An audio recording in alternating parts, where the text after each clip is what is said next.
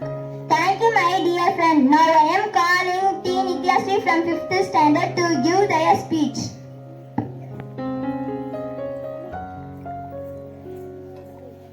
Good afternoon to all. I am T. Nityasri. We are studying 5th standard in Golden Nursery and Primary School, Astagiri. அனைவருக்கும் வணக்கம். இந்தியாவின் முதல் பெண் மருத்துவர் doctor Muthulakshmi Reddy நான் படிக்க கூடாது என்று தடுத்தவர்களை எதிர்த்து போராடி இன்று உங்கள் முன்னே மருத்துவராக நிற்கிறேன். பெண்கள் வீட்டை விட்டு வெளியே வரக்கூடாது என்றார்கள். ஆனால் நான் சட்டசபைக்கு சென்றேன்.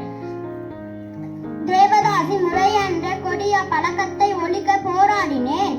பெண்களுக்கு சொத்துரிமை வேண்டும் என்று சட்டம் கொண்டு வந்தேன். மக்களின் நோயை தீர்ப்பது மட்டுமல்ல, அவர்களின் கவலையை தீர்ப்பதும் என் கடமை.